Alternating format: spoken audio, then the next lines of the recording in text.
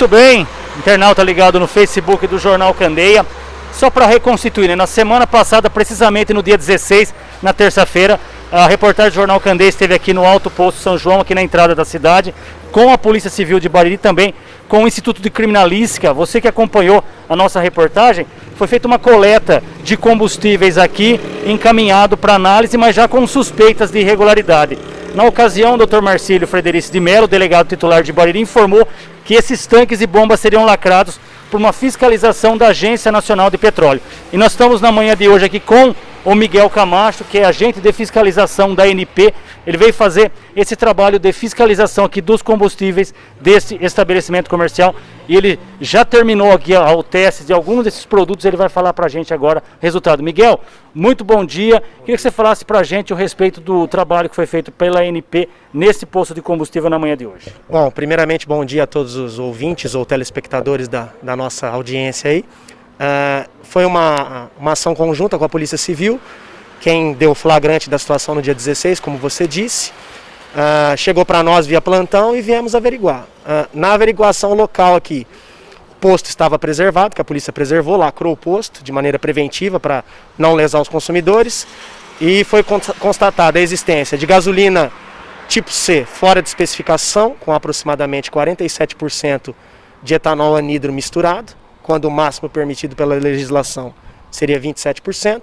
Quase o dobro, Miguel. Quase o dobro, praticamente o dobro, se você arredondar.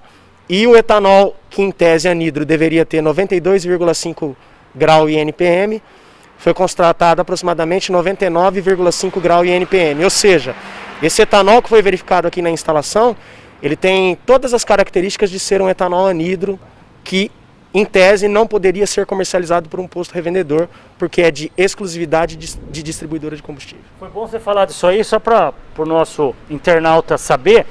Há uma diferença do etanol anidro e do etanol hidratado. Qual a diferença? O etanol anidro, como o próprio nome já diz, é aquele que ele é sem água. Anidro quer dizer sem água. Então é o etanol que ele é misturado na gasolina, para formar gasolina tipo C, que a gente diz, na distribuidora. Então ele é específico para isso, é o único uso dele como combustível. E o etanol hidratado é aquele que o consumidor abastece o carro no posto. Então o hidratado tem um percentual de água tolerado por lei, que hoje é por volta de 7,5% em massa. Miguel, na prática, para a pessoa que estava abastecendo aqui, qual o efeito tanto da gasolina quanto do etanol no funcionamento ali de um veículo flex ou do veículo movido a gasolina especificamente?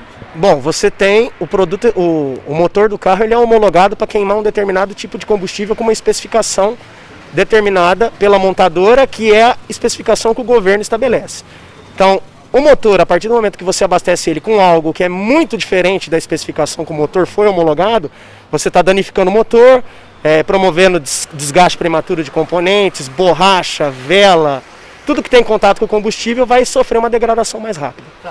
A partir de agora, quais são os próximos passos da ANP em relação a esse estabelecimento aqui de Bariri?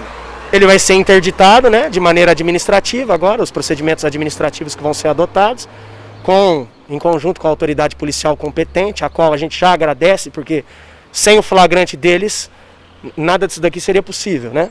E é feito um procedimento administrativo, o posto vai ser autuado, provavelmente vai ser condenado, vai pagar uma infração, e num caso de reincidência futura, se ele voltar a comercializar combustível, se ele conseguir reabrir, porque por lei, se o histórico é limpo, ele tem a chance de reabrir uma vez. Se ele reabrir e for reincidente, ele pode até ter a sua autorização cassada. E no caso de um outro empresário ter interesse em abrir aqui, é um outro procedimento? É um outro procedimento, fatalmente ele vai ter que dar baixa nessa empresa que já existe, sanar os débitos, vida nova, CNPJ novo. Você falou, Miguel, da parte administrativa, a parte criminal, podemos chamar assim, porque até a polícia está aqui para apurar a questão criminal. Como é o compartilhamento de informações de vocês, da ANP, com a Polícia Civil e com, eventualmente, o Ministério Público? No caso aqui, como foi a polícia que é a demandante da situação, você já tem a instalação em paralelo do procedimento administrativo que a ANP promove, então é feita a abertura de um processo administrativo, e o desenrolar de um inquérito policial também. Aqui é de maneira simultânea. Quando é a agência que pega uma situação dessa sozinha, a gente desenrola um inquérito administrativo, né, o nosso processo administrativo, Terminando o processo administrativo, a gente oficia o Ministério Público do problema, que aí abre o inquérito. No caso aqui, creio que será mais célere, porque como a polícia, quem deu o flagrante, os dois procedimentos eles vão ocorrer em paralelo. Vou fazer uma última pergunta para você, mais didática agora, sim, Miguel. Vocês têm que fazer todo um ensaio aqui, utilizando alguns componentes, medições e tal. Como que o consumidor ele percebe que um combustível ele não está atendendo às exigências que deveriam atender? Bom, a primeira coisa é conhecer bem o seu carro, né? E tentar manter o carro com a manutenção mais em dia possível, para que qualquer irregularidade de funcionamento você possa ter um indício claro de que é o combustível. Mas os testes que nós realizamos enquanto fiscalização, o consumidor tem o direito de pedir no posto revendedor, que é o que a gente chama de teste da proveta. Então, assim, se o posto é um posto de índole, com boa índole, um empresário sério, fatalmente ele vai ter algum funcionário dele ou algum responsável que tenha a condição de fazer os mesmos testes que vocês presenciaram aqui para o consumidor. Entendi. Não sei se essa é uma prática comum dentro do que vocês têm observado no dia a dia, assim, ter um funcionário realizando esses testes? Os postos idôneos, sim, de uma maneira geral, eles têm. Agora, qual que é o grande problema? O cidadão comum entender, às vezes, o que quimicamente está sendo analisado.